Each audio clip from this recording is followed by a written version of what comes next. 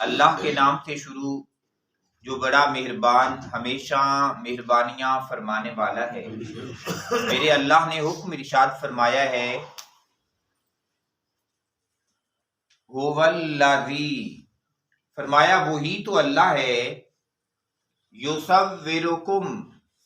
جو تصویر بناتا ہے تمہاری، فی الارحام، رحم مادر میں، کیف یشاء، جیسے وہ چاہتا ہے۔ گویا آج جو شکلیں، جو صورتیں، جو تصویریں ہم لیے پھرتے ہیں، یہ ہمارے اللہ کی منشا ہے، یہ ہمارے اللہ کی چاہت ہے۔ اس نے جیسے چاہا ہے ویسی تصویر اس نے ہمیں عطا فرما دی ہوئی ہے، اور وہ اللہ اس بات پہ قادر ہے کہ وہ رحم مادر میں جس کو جس انداز کے ساتھ چاہے اسے موڑ دے۔ پھر ارشاد فرمایا، لا الہ، نہیں ہے کوئی معبود،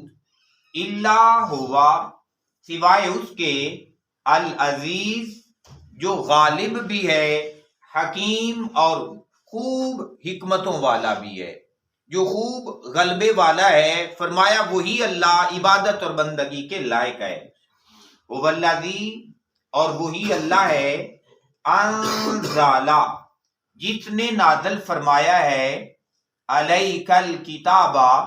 آپ کی طرف اس کتاب قرآن حکیم کو، منہ، اور اس کتاب میں، آیات، کچھ آیات ایسی ہیں، محکمات، جو بڑی واضح ہیں،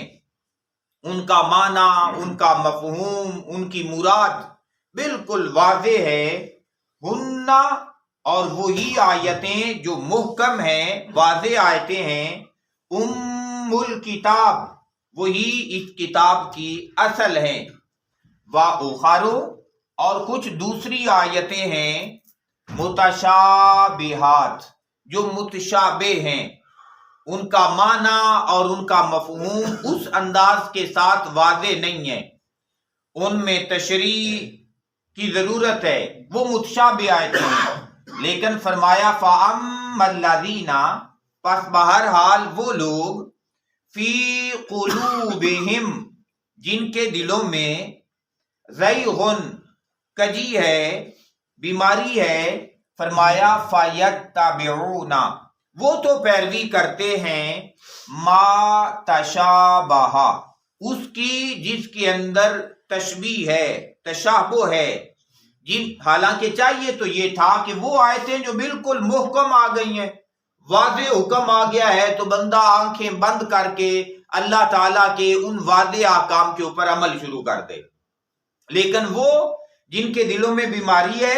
وہ ان واضح آیات کی طرف نہیں جاتے، بلکہ جن کا معنی اور مفہوم جو ہے نا واضح نہیں، ان کی طرف جاتے ہیں۔ تو پھر عمل کیسے کرتے ہیں؟ معنی تو واضح نہیں، پھر مرضی کا معنی کر لیتے ہیں، جو طبیعت کے مطابق تعویل ہوتی ہے وہ کر لیتے ہیں، جو مرضی کے مطابق تفسیر ہوتی ہے وہ کر لیتے ہیں، اور پھر اس ڈگر پہ چل نکلتے ہیں۔ تو فرمایا جس کے اندر متشابہ معنی ہے اس پہ عمل کرتے ہیں، منہ، اور فرمایا ان متشابہات سے، ابتغاء الفتنہ، وہ فتنہ اور فساد تلاش کرتے ہیں، فتنے والے راہ کو اپنا لیتے ہیں، وابتغاء، اور وہ چاہتے ہیں، تاویلہ، من مرضی کی تعویلیں اور من مرضی کی تشریحیں، وہ اپنی تعویل ہی اسے سیدھی کرتے ہیں۔ لیکن میرے اللہ نے ارشاد فرمایا، وما یعلم، اور نہیں جانتا کوئی، تاویلہ، ان کی تعویل کو، ان کے مراد کو۔ بے شمار ایسی آیتیں ہیں، فرمایا کوئی نہیں جانتا۔ مثال کے طور پہ اب ایک واضح آیت ہے، اللہ تعالیٰ نے ارشاد فرمایا اقیموا الصلاۃ، نماز قائم کرو، یہ ایک واضح آیت ہے۔ پھر ارشاد فرمایا وَلِلَّهِ عَلَى النَّاسِ، لوگوں کے ذمے اللہ تبارک و تعالیٰ کی طرف سے حج فرض قرار دے دیا گیا ہے، ایک واضح حکم ہے۔ اسی طریقے سے وَآتُوا الزَّکَاۃَ، زکوٰۃ ادا کرو، واضح حکم ہے۔ لیکن ایک آیت جو ہے وہ جو متشابہ آیت ہے، فرمایا وجہ اللہ، اللہ کا ایک چہرہ ہے۔ اب اللہ کا چہرہ ہے، اس کی تعویل کے پیچھے چل نکلنا، اس کی تفسیر کے پیچھے چل پڑنا، جیسے ہمارے چہرے ہیں، اگر اس انداز کے ساتھ کوئی چہرہ بندہ خیال کر لے تو پھر یقیناً جس نے چہرہ مانا ہے اسے پھر ناک بھی ماننا پڑے گا، اسے پھر کان بھی ماننے پڑیں گے، اسے پھر آنکھیں بھی ماننا پڑیں گی۔ تو اس تفسیر کے پیچھے چل نکلنا، اس تعویل کے پیچھے چل نکلنا، یا اللہ تعالیٰ نے ایک مقام پہ ارشاد فرمایا ید اللہ فوق ایدیہم، کہ اللہ کا ہاتھ ہے، تو اب جو ہاتھ کی تعویل میں چل نکلے گا کہ بھائی ہاتھ مانے گا تو اسے بازو ماننا پڑے گا، بازو ماننا پڑے گا تو پیچھے جسم ماننا پڑے گا، پھر اگر اس نے جسم مان لیا ہے تو پھر یہ مانے گا کہ وہ کب بنا ہے، کیا وہ قدیم ہے یا کیا وہ حادث ہے۔ تو یہ تعویلیں، یہ تفسیریں جو ہیں یہ پھر بندے کو راہ راست سے گمراہ کر دیتی ہیں۔ تو فرمایا وہ پھر جو واضح آیات ہیں ان کی طرف نہیں چلتے، بلکہ ان متشابہات کے پیچھے پڑتے ہیں، خود بھی گمراہ ہوتے ہیں اور لوگوں کو بھی گمراہ کر دیتے ہیں۔ حالانکہ بڑی خوبصورت بات مفسرین کرام نے کی، علماء کرام نے کی کہ ید اللہ، اللہ کا ہاتھ کیسا ہے؟ فرمایا جیسے اس کی ذات کو لائق ہے ویسا ہے۔ وجہ اللہ، اللہ کا چہرہ، فرمایا جیسے اس کی ذات کے لیے لائق ہے ویسا ہے۔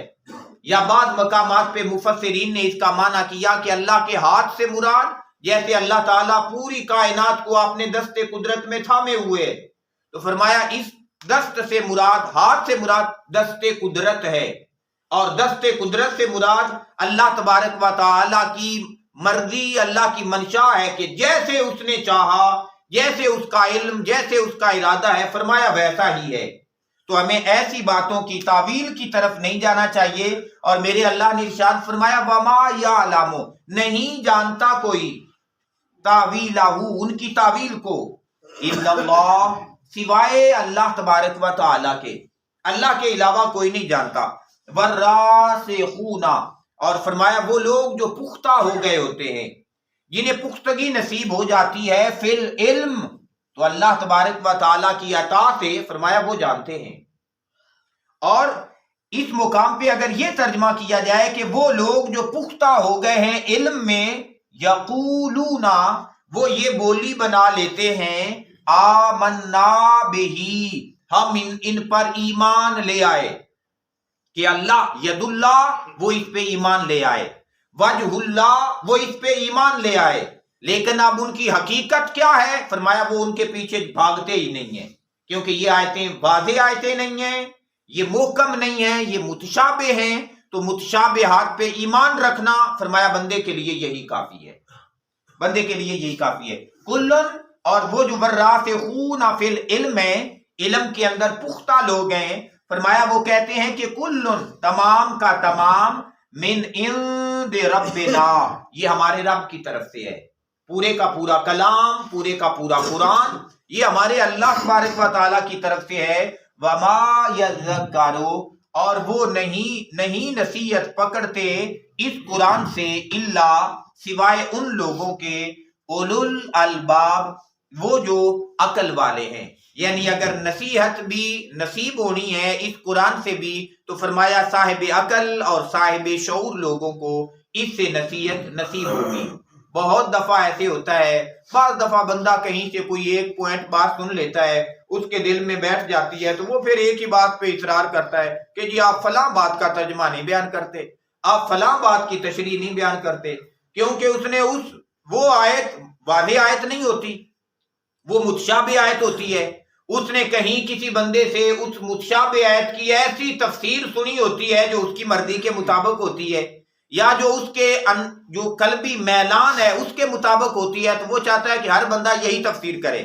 ہر بندہ اس راستے پہ ہی چلے۔ تو اللہ تعالیٰ سے دعا ہے کہ میرا اللہ ہمیں متشابہات کے راستے سے بچا کے ہمیشہ محکم راستے، جو پختہ راستے ہیں، انہی پہ چلنے کی توفیق عطا فرمائے۔ اللہ کے نبی صلی اللہ علیہ وآلہ وسلم کے ایک فرمان کا یہ بھی مفہوم ہے، فرمایا مومن بندہ جو ہے نا وہ متشابہات پہ تو کھڑا ہی نہیں ہوتا، یہاں تک کہ فرمایا کہ جس مقام پہ الزام لگنے کا ڈر بھی ہوتا ہے نا، وہ وہاں بھی نہیں کھڑا ہوتا،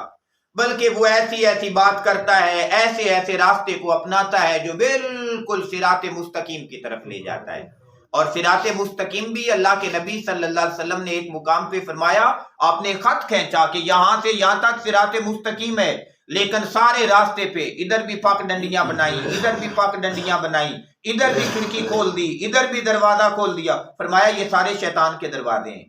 اور مومن وہی ہے جو شیطان کے دروازوں سے بچتا رہے اور رب رحمان کے راستے کی طرف چلتا رہے۔ اللہ تعالی ہمیں ہمیشہ صراط مستقیم عطا فرمائے۔ اللہم صلی علی سیدنا و مولانا محمد، اللہم صلی علی